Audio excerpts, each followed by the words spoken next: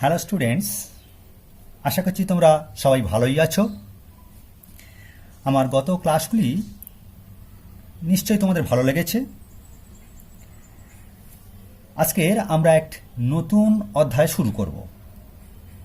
অধ্যায়টির নাম লম্ববৃত্তাকার চোঙ। আমার আজকের যে পড়ানো সেগুলি এই নোটসের লিঙ্কগুলো ভিডিও ডেসক্রিপশানে দেওয়া আছে, তোমরা সেগুলো প্রয়োজন মতো ডাউনলোড করে রেখে নিতেও পারবে। লম্ববৃত্তাকার চোঙ সম্পর্কে ধারণা আমাদের প্রায় ছোট বয়স থেকেই আছে। আমরা ঘনবস্তু সম্পর্কে চিনেছি, বল, জলের গ্লাস, বাড়ির যে ইলেকট্রিক টিউব, পেন, এগুলি অগ্রভাগটা বাদ দিলে মোটামুটি লম্ববৃত্তাকার চোঙ। এসো দেখি লম্ববৃত্তাকার চোঙ কীভাবে তৈরি করা হয়। তোমরা এটি দেখতে পাচ্ছ, এটি একটি সাদা প্লেন কাগজ। এই কাগজটির মাপ বা যদি বলি আকার কেমন, দেখো এটি একটি আয়তক্ষেত্রাকার কাগজ। কেন আয়তক্ষেত্রাকার কাগজ? দেখো উপরের অংশ এবং নিচের অংশ এটি একই মাপ, আবার বাম দিক এবং ডান দিকের মাপটাও একই। তো উপরের বা নিচের অংশের সঙ্গে ডান দিক বা বাম দিকের অংশের একটু পার্থক্য আছে। কি পার্থক্য? দেখো উপরের অংশের দৈর্ঘ্যটা মাপে বড়, সেই জন্য এটাকে আমরা বলি দৈর্ঘ্য। দুপাশের মাপটি প্রয়োজনের উপরে বা নিচের তুলনায় অনেকটা ছোট, তাই এটিকে আমরা প্রস্থ বলে থাকি। তাই এটি একটি আয়তাকার কাগজ।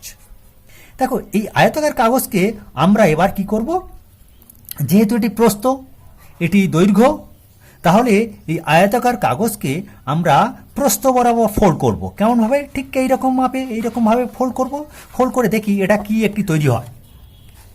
দেখো প্রস্থ বরাবর যদি আমরা ভাঁজ করি তাহলে এটি এইরকম মাপের একটি জ্যামিতিক চিত্র তৈরি হয়। এই জ্যামিতিক চিত্রটিকে লক্ষ্য রাখলে বুঝতে পারবে, তোমরা দেখতে পাবে যে এর নিচের বা চারিদিকের একই মাপের চোঙটি তৈরি হয়েছে বা এই জ্যামিতিক চিত্রটি তৈরি হয়েছে। অর্থাৎ এদিকের দেখো, এদিকের যে মাপ, সেই মাপটি আবার এদিকের যে মাপটি একই আকৃতির বা একই মাপের। তো এই রকম জ্যামিতিক চিত্রকে আমরা সাধারণত বলি লম্ববৃত্তাকার চোঙ।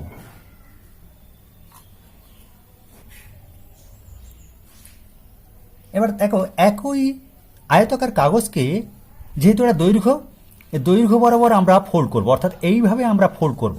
ফোল্ড করে আমরা কি পাই দেখব, কি পাচ্ছি, ঠিক এইরকম আকারের একটি জ্যামিতিক চিত্র। অর্থাৎ দেখতে পাচ্ছি দৈর্ঘ্য বরাবর ফোল্ড করলে আর প্রস্থ বরাবর ফোল্ড করলে তোমরা নিশ্চয়ই তার মাপটা দেখতে পাচ্ছ। অর্থাৎ প্রস্থ বরাবর ফোল্ড করলে এই অংশটি হয়, আর দৈর্ঘ্য বরাবর প্রস্থ করলে নিচের যে লম্বা এই অংশটি বা এই জ্যামিতিক চিত্রটি হয়।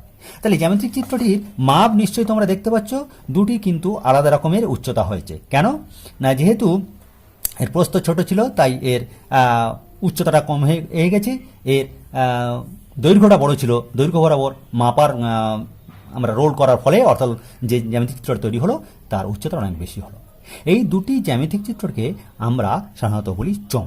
কেন চোঙ? লম্ববৃত্তাকার চোঙ। কেন লম্ববৃত্তাকার চোঙ বলা হয় সে সম্পর্কে এখনই আমরা একটা ধারণা দেবো। এসো দেখি আমরা ধারণাটা দিই। দেখো এই যে দুটো লম্ববৃত্তাকার চোঙাকৃতি জ্যামিতিক চিত্র আছে, এটা কিভাবে তৈরি হয়েছে তোমরা যদি একটু ভালো করে খেয়াল করো দেখবে এটি কতকগুলো মুদ্রা দিয়ে তৈরি হয়েছে। দেখো আমি মুদ্রাগুলো পর পর পর পর পর পর পর পর পর পর সাজাচ্ছি, এরকমভাবে সাজাচ্ছি। তাহলে এইভাবে সাজানোর ফলে মুদ্রাগুলো একটা টোটালি জ্যামিতিক চিত্র তৈরি হলো। তোমরা দেখতে পেলে এটা একটি লম্ববৃত্তাকার চোঙ। আবার এই চোঙটির দিকে তাকাও, এটি কতগুলো 5 টাকার কয়েন, আগেরটা 2 টাকা এবং 10 টাকার কয়েনের সমন্বয়ে এই লম্ববৃত্তাকার চোঙটি তৈরি হয়েছে। এখন 5 টাকা কতগুলো কয়েনকে পরপর ভাবে সজ্জিত করেছি, কীরকম ভাবে? উচ্চতা বরাবর সজ্জিত করেছি। তাহলে দেখো নিশ্চয়ই তোমরা দেখতে পাচ্ছ এটি 5 টাকার কয়েন, পরিষ্কার দেখা যাচ্ছে 5 টাকার কয়েন দেখতে পাচ্ছ তোমরা, 5 টাকার কয়েন। তাহলে এই 5 টাকার কয়েনকে আমরা কতগুলো দৈর্ঘ্য বরাবর বা উচ্চতা বরাবর কতগুলো স্তম্ভে, একটি মাত্র স্তম্ভে আমরা সজ্জিত করেছি, তাহলে এটা স্তম্ভাকার হয়েছে। এবার কেন এটাকে লম্ব বৃত্তাকার?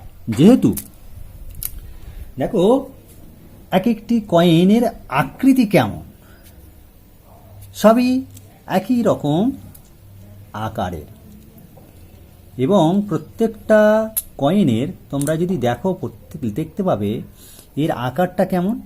এর আকারটা হচ্ছে বৃত্তাকার।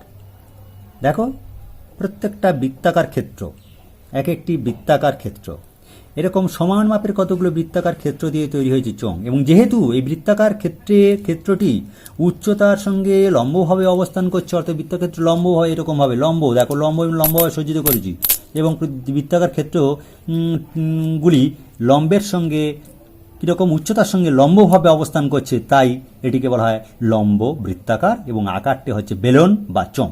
তাহলে কেন এটা লম্ব বৃত্তাকার চোঙ বলা হলো? তোমরা নিশ্চয়ই তোমার ধারণা হলো, যেহেতু উচ্চতা সঙ্গে এই বৃত্তাকার একটি কয়েন বা বৃত্তাকার ক্ষেত্রটি, তাহলে বৃত্তাকার ক্ষেত্র লম্বভাবে অবস্থান করছে, পারপেন্ডিকুলারলি তারা অবস্থান করছে বলে এটাকে লম্ব বৃত্তাকার চোঙ বলা হয়। এখন এবারে আসি আমরা লম্ব বৃত্তাকার চোঙ, যেটা আমরা এই যে মাপের লম্ব বৃত্তাকার চোঙ আমরা আসবো সেটা। এই দেখো এই যে লম্ব বৃত্তাকার চোঙ মাপের চোঙটি আমরা কিভাবে করব। এর সামনের দিকটা কেমন? সামনের দিকটা হচ্ছে পুরোপুরি একটি বৃত্ত, অথবা উল্টো দিকে দেখো আরেকটি পুরোপুরি বৃত্ত। তাহলে সমান মাপের দুই প্রান্ত নিচে এবং তার উপরে দুটি সমান মাপের বৃত্ত। এবং পাশটা কেমন? এই পাশটা কেমন করে আছে? এই পাশের দিকটা আছে একদম বক্র বাঁকা একটি তল। তাহলে এই তলটিকে বলা হয় বক্রতল বা পার্শ্বতল, এবং এটিকে বলা হয় বৃত্তাকার ভূমিতল। উপরের দিকটা ওই রকম বৃত্তাকার তল আছে, সেটা উপরে থাকলেও উপরিতল, নিচে থাকে ভূমিতল আমরা বলি। তাহলে একটা চোঙ বা বেলনের ভিতর কটা অংশ আছে? 3টি অংশ আছে, যার দুটি সমান অংশ একটা বৃত্তাকার, আর আরেকটি অংশ আছে পার্শ্বতল বা কি বলে বক্রতল। এই হয়ে গেল একটা লম্ব বৃত্তাকার চোঙের তার সামগ্রিক দৈহিক গঠনের বর্ণনা। তোমরা বুঝতে পেরেছো আশা করছি। এবার আমরা যাব তার বিভিন্ন রকম সূত্রগুলোকে আমরা একটু আলোচনা করব। এবার দেখো এই যে কাগজটাকে আমরা দৈর্ঘ্য বরাবর যখন রোল করে একবার পূর্ণ আবর্তন করিয়ে এই প্রান্ত এবং এই প্রান্ত মিশিয়ে দিয়েছি, যে মিশিয়ে দেওয়ার ফলে যে চোঙটি তৈরি হয়েছে সেই চোঙটির আকার হচ্ছে এরকম। তাহলে এই চোঙটির ভালো করে লক্ষ্য করো, এর সঙ্গে এর কি রিলেশন আছে আমরা দেখতে পাচ্ছি। যখন এখানে রোল করলাম তখন এই যে রোল করার পরে এই যে প্রস্থটা বৃত্তের আকার হয়ে গেল, অর্থাৎ বৃত্তের আকার হয়ে গেলে এই বৃত্তটা তৈরি হলো প্রস্থটা, অর্থাৎ এইভাবে দৈর্ঘ্য বরাবর মোড়ার ফলে এই যে লম্ববৃত্তাকার চোঙটি তৈরি হয়েছে সেই লম্ববৃত্তাকার চোঙের প্রস্থ হলো বৃত্ত, অর্থাৎ এই যে চোঙটা তৈরি হলো সেই চোঙের বৃত্ত অংশটাই হলো কি এই আয়তাকার কাগজের প্রস্থ, এবং কি হলো দৈর্ঘ্যটা হয়ে গেল তার উচ্চতা। ঠিক তেমনি যদি এটাকে আমরা প্রস্থ বরাবর রোল একবার পূর্ণ আবর্তন করে দুই প্রান্তটা মিশিয়ে দিই, তাহলে কি তৈরি হবে? আমাদের যে চোঙটি তৈরি হবে সেই চোঙটি হলো এটা। তাহলে এই চোঙের এই ক্ষেত্রে এই চোঙের এইভাবে আমরা প্রস্থ বরাবর রোল করার পরে দৈর্ঘ্যটা বেন্ড হয়ে একটা বৃত্ত তৈরি হয়ে গেল, অর্থাৎ এই বৃত্তের পরিধি, এই যে চোঙটা তৈরি হয়েছে সেই চোঙের পরিধি সমান সমান কি এই আয়তাকার কাগজের দৈর্ঘ্য, এবং এর যে প্রস্থটা হলো অর্থাৎ এর যে উচ্চতাটা হলো সেটা কি হয়ে গেল আয়তাকার কাগজের প্রস্থ। বুঝতে পারলে? লম্ববৃত্তাকার চোঙের ব্যাসার্ধকে যদি আর বলি, লম্ববৃত্তাকার চোঙের ব্যাসার্ধ মানে বুঝতে হবে লম্ববৃত্তাকার চোঙের যে ভূমি তল এবং উপরিতলের একই বৃত্ত, সেই বৃত্তের ব্যাসার্ধকে আমরা ধরলাম আর, এবং এর উচ্চতাটাকে ধরলাম আমরা এইচ। এখন ভালো করে খেয়াল করতে হবে যে উচ্চতাটা কিন্তু ভূমির ব্যাসার্ধের সঙ্গে লম্বভাবে অবস্থান করছে। এখন এই চোঙটির আমরা এর আগে বলেছি তিনটে অংশ, যার মধ্যে একটা অংশের ভিতরে দুটো বৃত্ত আছে এবং আরেকটি অংশ আছে পার্শ্বতল বা বক্রতল। এখন চোঙ বা লম্ববৃত্তাকার চোঙের পরিধি কত? এর লম্ববৃত্তাকার চোঙের পরিধি বলতে বুঝতে হবে তার ভূমির পরিধি। তাহলে ভূমির পরিধি কত আমরা জানি, নবম শ্রেণীতে পড়ে এসেছি যে বৃত্তের পরিধির সূত্র হচ্ছে 2πr একক, যেখানে পাই হচ্ছে কি যে কোনো বৃত্তের পরিধি এবং ব্যাসের অনুপাতকে সাধারণত পাই বলে চিহ্নিত করা হয় এবং এর নির্দিষ্ট মান আছে। মানটা কত? 22/7, তা তোমরা আগে জেনে এসেছো। এবং তার উচ্চতাকে আমরা ধরলাম h। তাহলে আয়তার কাগজের দৈর্ঘ্য কত? আমরা দৈর্ঘ্য এখানে ধরেছিলাম l। প্রস্থ কত? প্রস্থটা হচ্ছে আমরা h ধরেছিলাম। তাহলে আয়তাকার কাগজের ক্ষেত্রফল কত? ক্ষেত্রফলের সূত্র তোমরা জানো, আয়তক্ষেত্রের ক্ষেত্রফল দৈর্ঘ্য ইন্টু প্রস্থ। তাহলে দৈর্ঘ্য যেহেতু আমরা ধরেছি কত? l, এবং প্রস্থ ধরেছি h, তাই তার ক্ষেত্রফল হলো l ইন্টু h বর্গ একক। এটা আমাদের হাতে কাছে থাকলো। তাহলে এবার আসল জায়গায় চলো, চোঙের পার্শ্বতলের ক্ষেত্রফল কত? এই চোঙের পার্শ্বতলের ক্ষেত্রফল যা পার্শ্বতল এবং বক্রতল একই জিনিস, সেটা আমি আগে বলে দিয়েছি। তাহলে চোঙের পার্শ্বতল বা বক্রতলের ক্ষেত্রফল কত? কাগজের যে ক্ষেত্রফল, যেহেতু কাগজটিকে আমরা রোল করে বা একবার পূর্ণ আবর্তন করি আর একটা প্রান্ত ও একটি প্রান্ত আরেকটি প্রান্তের সঙ্গে মিশিয়ে দিয়েছি, তাহলে সেই কাগজটির ক্ষেত্রফল যা চোঙের পাশটা তৈরি হয়েছে, অর্থাৎ বক্রতল বা পার্শ্বতল তৈরি হয়েছে, তাই চোঙের পার্শ্বতলের ক্ষেত্রফল হলো কাগজের ক্ষেত্রফল সমান কাগজের ক্ষেত্রফল কত পেয়েছি? l into h। কিন্তু এলটা কি দেখো, এখানে ভালো করে লক্ষ্য করো, এলটা কি? কাগজের দৈর্ঘ্য। কিন্তু সেই কাগজের দৈর্ঘ্য যখন রোল করছে আমরা প্রস্থ বরাবর, কাগজের দৈর্ঘ্যর সমান সমান কত হয়েছে? 2πr হয়ে গেছে। যেখানে আমরা বৃত্তের কি ধরেছিলাম? ব্যাসার্ধ ধরেছিলাম আর, তাহলে তার পরিধি কত ধরেছিলাম? 2πr। তাহলে এল এর পরিবর্তে আমরা লিখছি 2πr এবং h যেমন ছিল তেমন আছে। তাহলে 2πrটা কি ভূমির পরিধির আগের বলেছি। তাহলে আমরা দেখতে পেলাম চোঙের পার্শ্বতলের ক্ষেত্রফল বা বক্রতলের ক্ষেত্রফল 2πr h। দেখো এবার চোঙের দু প্রকারের তল আছে। সেই দু প্রকার তলের মধ্যে একটা কি হচ্ছে? দুটি বৃত্তাকার ভূমিতল বা সমতল, এবং 2 নম্বর হচ্ছে একটি বক্রতল বা পার্শ্বতল। অর্থাৎ আগে আমি যেটা বলেছিলাম যে মোট 3টে তল, তো স্বাভাবিকভাবে দেখো দুটি বৃত্তাকার ভূমিতল, দুটো হয়ে গেল।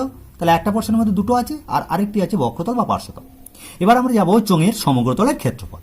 আচ্ছা, চোঙের সমগ্রতলের ক্ষেত্রফলের ভিতরে কি কি তোমরা একদম চোখ বন্ধ করে চোঙটার সম্পর্কে একটা আইডিয়া তৈরি করে নাও, ধারণা তৈরি করে নাও চোঙটা কেমন। তাহলে দেখতে পেলে আমি কাগজ দিয়ে যখন এঁকে বা তৈরি করে তোমাদের সামনে দেখালাম, দেখতে পেলে যে দুটো ফাঁকা অংশ আছে সামনের দিকটা এবং তার পিছনের দিকটা বা নিচের দিকটা বা উপরের দিকটা, সেটা দুটো বৃত্ত এবং পাশটা হচ্ছে কি বক্রতল। তাহলে বৃত্তের ক্ষেত্রফল, দুটি বৃত্তাকার ভূমিতল এবং তার পার্শ্বতলের ক্ষেত্রফল মিলে টোটাল হচ্ছে চোঙের সমগ্রতলের ক্ষেত্রফল। তাহলে বলো দুটো বৃত্তের ক্ষেত্রফল, একটা বৃত্তের ক্ষেত্রফলের সূত্র কি?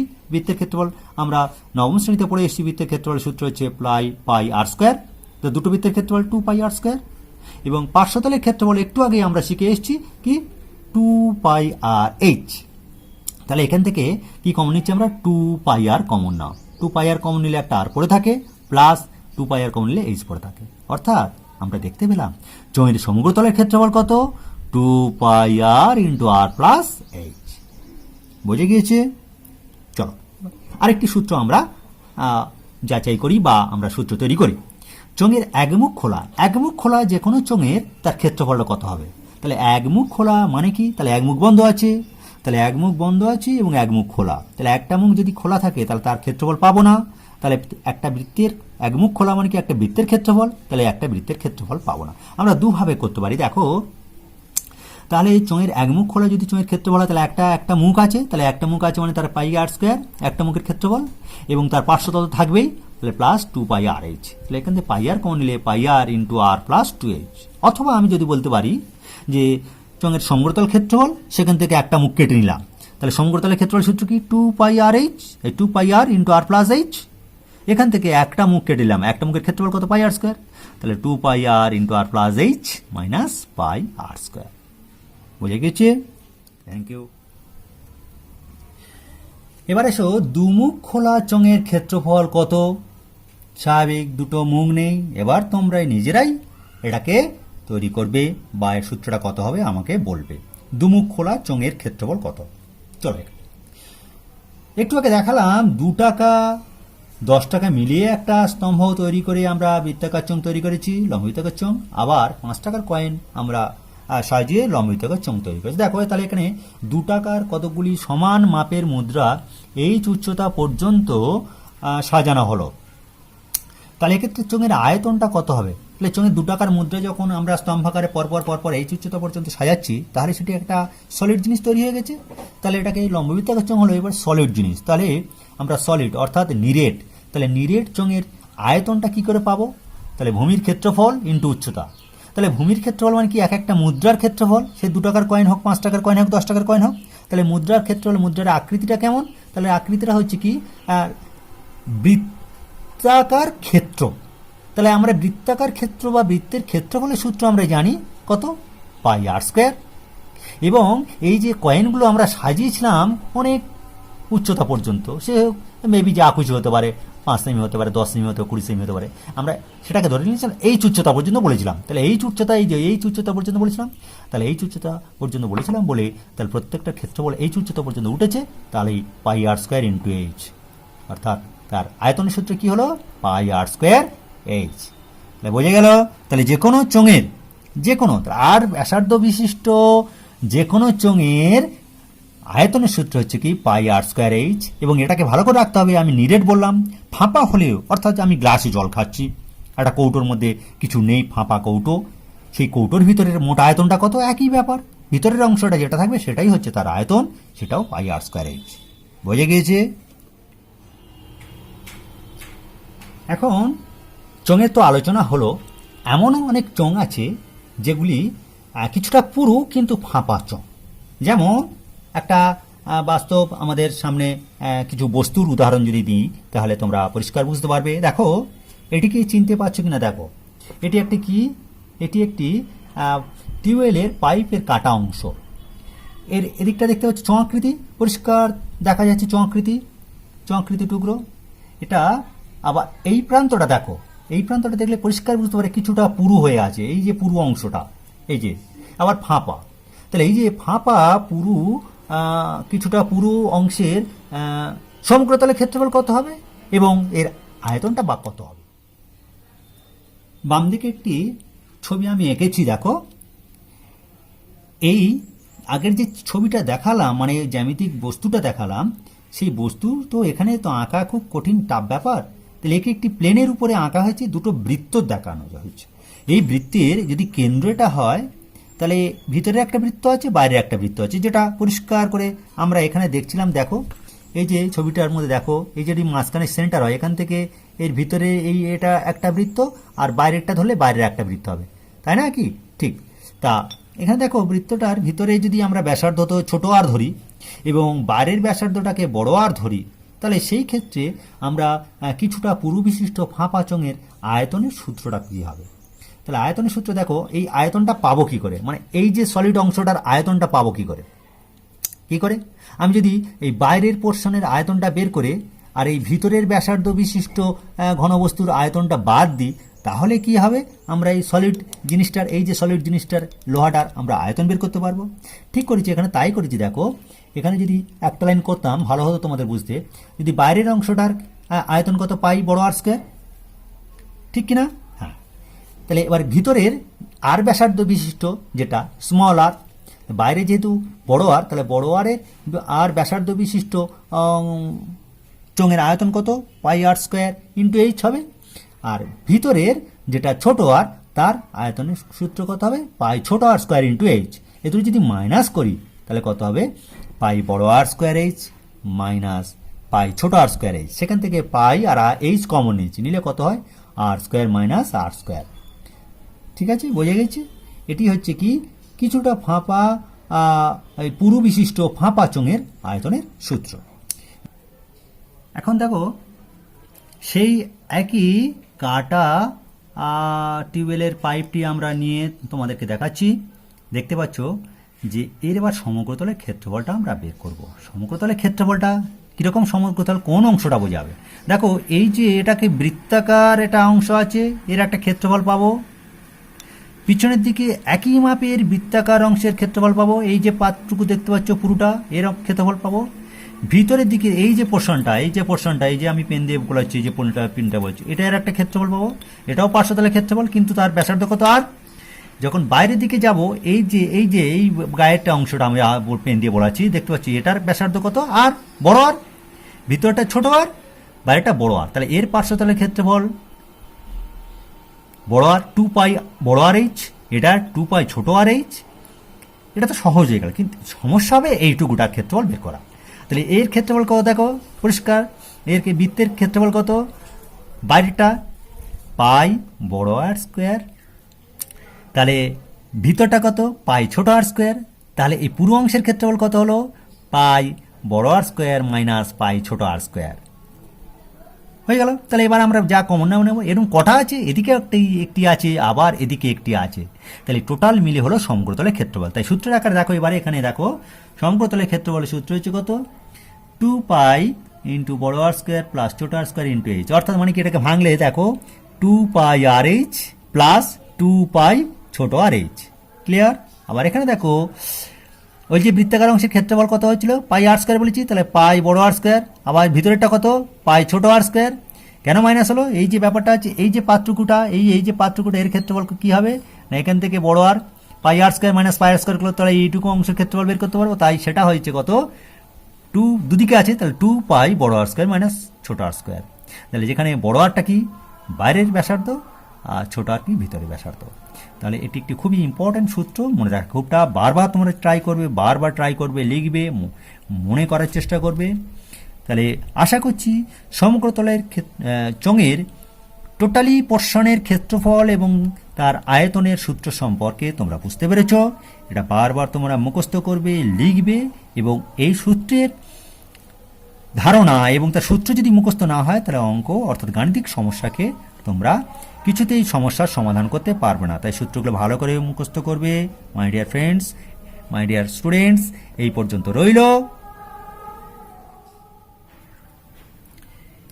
এই অধ্যায়ের অর্থাৎ কোষে দেখি 8-এর সমস্ত গাণিতিক সমস্যা আমার অন্য একটি ভিডিওতে কষে দেওয়া আছে, পারলে তোমরা সেখান থেকেও দেখে নিতে পারবে।